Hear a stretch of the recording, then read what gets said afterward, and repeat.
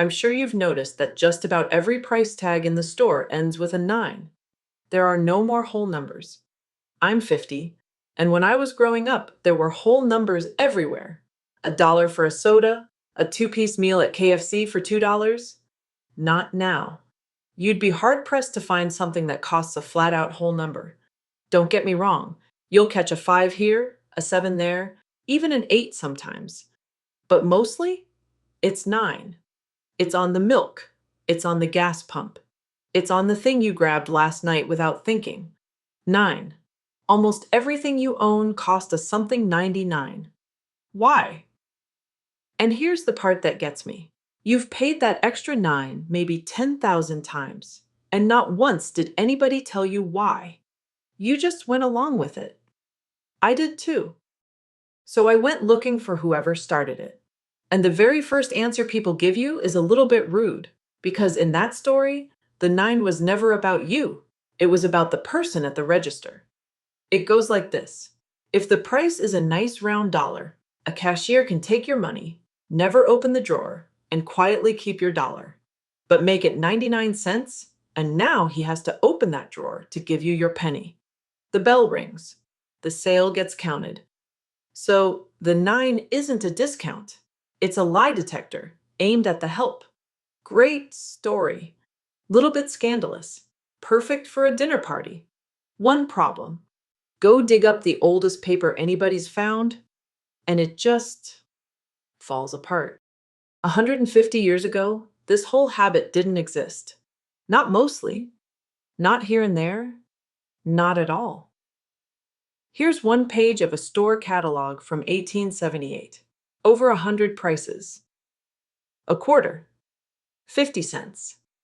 $1.25. There's a butcher knife for 13 cents. So they'd happily use an odd number when they felt like it. Prices ending in 9? On this page, 0. So the 9 isn't how prices work. It's something that got done to prices. Somebody was first. And everybody points at the same suspect. A machine. The suspect is the cash register.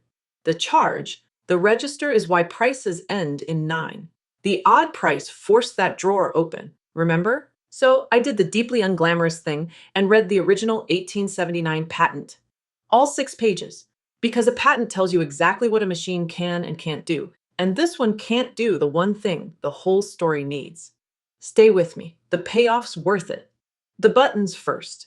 The patent lists them, a top row running 5, 15, 25, on up to 95, and a bottom row filling in the gaps, tens all the way to $1. 20 keys, every single one a multiple of 5. And 5s are funny. You can mash them all day and never once land on 99. There's no key for it. But forget the buttons. The good part is the dial. This machine had a dial on the front, facing out, so the customer could watch the sale ring up and keep the clerk honest. So read it with me. 15, 20, 25. Round we go, in 5s to 90. And the one number this whole story is about? Not on there. Sit with that. The story says the customer watched 99 cents come up on the register. On this register, 99 cents can't come up. It's not on the dial. The prosecution's star witness can't even say the number. Quick thing while we're here. If you're enjoying this, tap that like button for me. It really does help a little channel like this get found. Okay, back to the scene of the crime. And the famous drawer, the one the clerk supposedly had to open? I went looking for it. 6 pages, 7 claims, 5 figures, and the word drawer shows up exactly 0 times.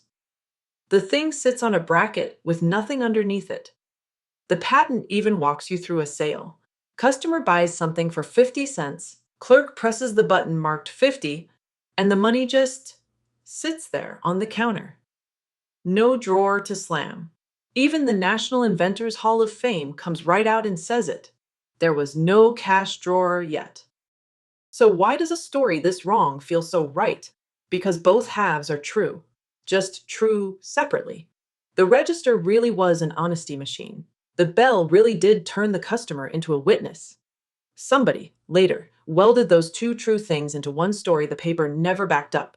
It feels right because it's built out of real parts. Nobody lied. They passed along a story that felt true, which is about the most human thing there is.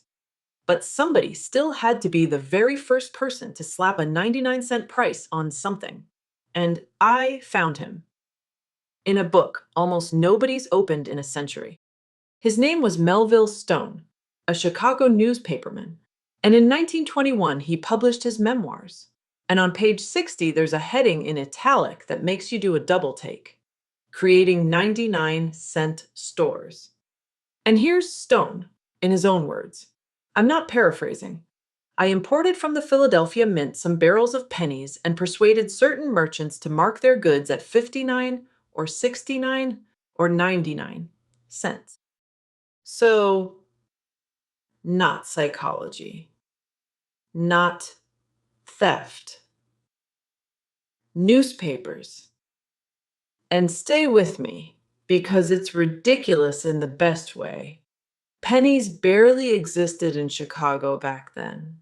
Most people's smallest coin was a nickel, and Stone was trying to sell a 1-cent newspaper.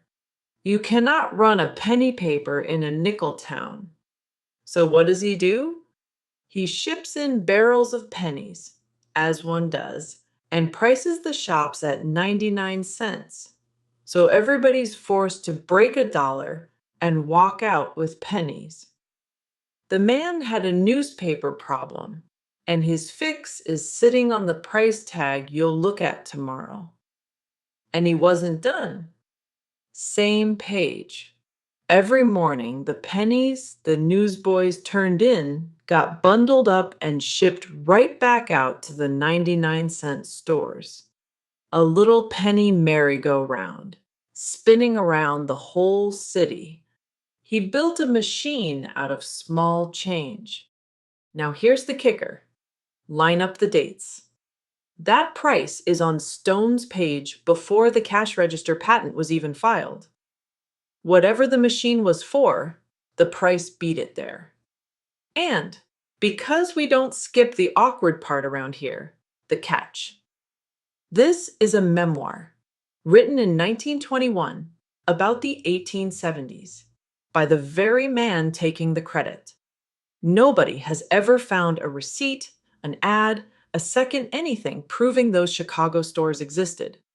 The one person who actually went and checked, Cecil Adams, dug through the old newspaper ads and found prices ending in 9 were rare until well into the 1880s.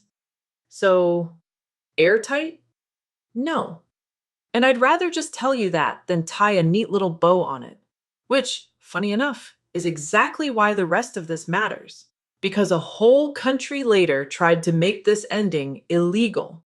Because once this little 9 got loose, turns out it's basically unkillable. Quick detour. I went hunting for the exact moment prices flipped over to 9, and my own catalogs flat out refused to help. 1878, nothing. Jump all the way to 1920, and the harness pages are still landing on round numbers. History's messy. Moving on. The scientists have poked at this for years, and shocker, can't agree either. But one number stopped me cold. Somebody scanned 98 million real prices, and the ones ending in 9 came out higher on average. Read that again. The digit that screams cheap is usually the pricier one on the shelf. The bargain is the bait. And every time somebody tries to kill the 9, it just ducks. Online shopping was supposed to finish it. Nope, still there. Canada straight up stopped putting pennies into circulation in 2013, so cash rounds to the nearest nickel now, meaning the 99-cent price outlived the coin that made it possible. And Israel got so fed up they passed a rule that prices had to end in a 0. Goodbye, 9.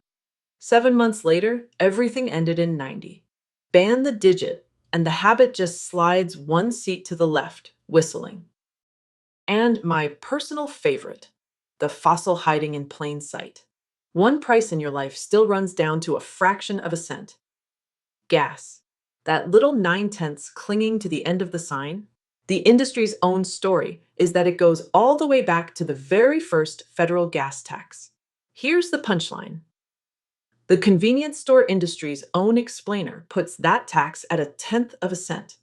The Federal Highway Administration and the law itself say a full cent, 10 times bigger. The folks telling the story of their own price tag are off by a factor of 10. Nobody noticed. The 9 just stays. So, here's the aisle again.